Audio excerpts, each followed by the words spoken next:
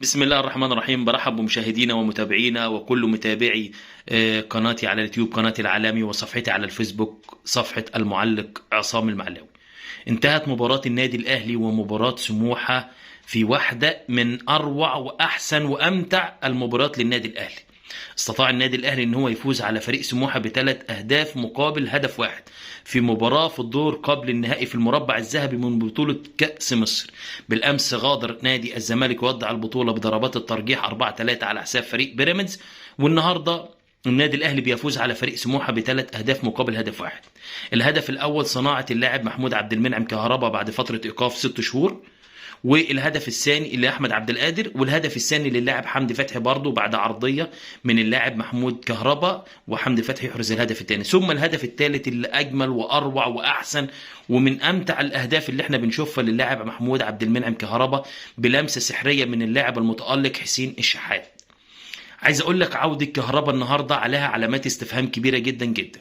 انت كمشجع اهلاوي ما كنتش تتوقع ان واحد زي كهربا النهارده يلعب اساسي، بغض النظر راجع او كده. كنا كلنا بنقول هيبقى اقل حاجه على الدكه او في القايمه او ربما يشارك في بعض دقائق من المباراه، لكن النهارده مارسيل كولر المدرب السويسري كسب الرهان النهارده واستطاع ان هو يبدا بمحمود عبد المنعم كهربا كراس حربه، وان هو يكون نجم اللقاء النهارده ويتالق ويثبت للدنيا كلها ان محمود كهربا عند الموعد، وان محمود كهربا نجم، وان مارسيل كولر كان له وعده ان هو يلعبه كاساسي، وان هو يكسب الرهان النهارده في تالق محمود عبد المنعم كهربا.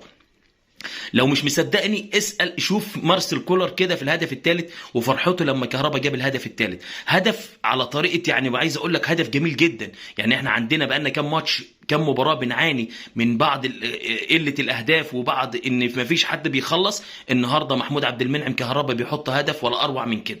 هدف من فوق الحارس عمر صلاح، الحارس البديل للهاني سليمان. اللي انا عايز اقول لك ان النهارده النادي الاهلي كان مباراه سموحه دي بالذات بيقابل فيها الهاني سليمان والمدرب طارق العش. كلنا عارفين المدرب طارق العش من المدربين المحترمين، ودايما بيقفل الملعب على النادي الاهلي وبيلعب بخطه دفاعيه.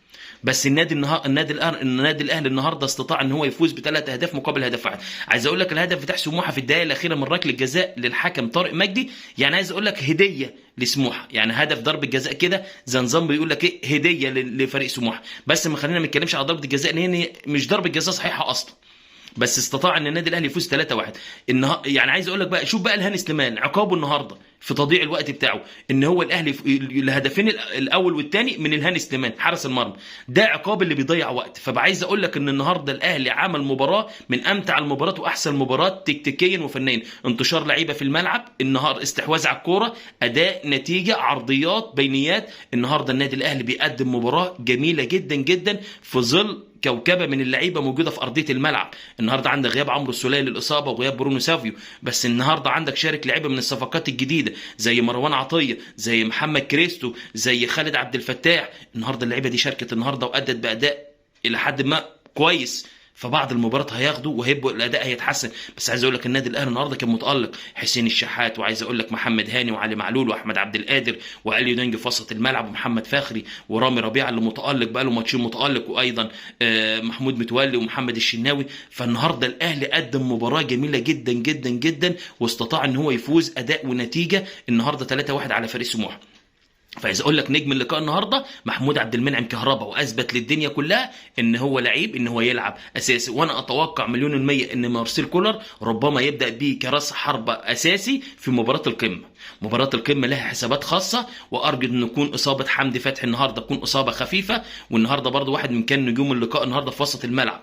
يعني اتمنى تكون اصابه خفيفه، واتمنى النادي الاهلي يكون على المستوى دوت، ونتمنى الفوز ان شاء الله يوم السبت القادم في مباراه القمه. ونجم اللقاء طبعا محمود عبد المنعم كهربا كان نجم النهارده، وكان مارسيل كولر كسب الرهان ان اي مدرب واي واحد عاقل وبيشجع فرقه يقول لك ازاي راجع من ايقاف 6 شهور ويلعب اساسي. فدي عليها علامه استفهام ان هو يلعب النهارده اساسي ويبقى نجم اللقاء ويصنع هدفين ويجيب هدف. فده في حد ذاته لعيب كبير، ونتمنى التالق لمحمود عبد المنعم كهربا. ومارسيل كولر طبعا النهارده هو يفوز بالرهان، ونتمنى لقاء القمه يكون على نفس المستوى، وان شاء الله نتمنى الفوز للنادي الاهلي. بعد الفيديو دوت لو الفيديو عجبك ما تنساش تعمل اشتراك في القناه على اليوتيوب، قناه العالمي، ماشي. وتنساش تفعل زر الجرس لقناتي على اليوتيوب قناة العالمي. ماشي، ده اللي انا طالبه من حضرتك بس. وتنساش تعمل لي لايك.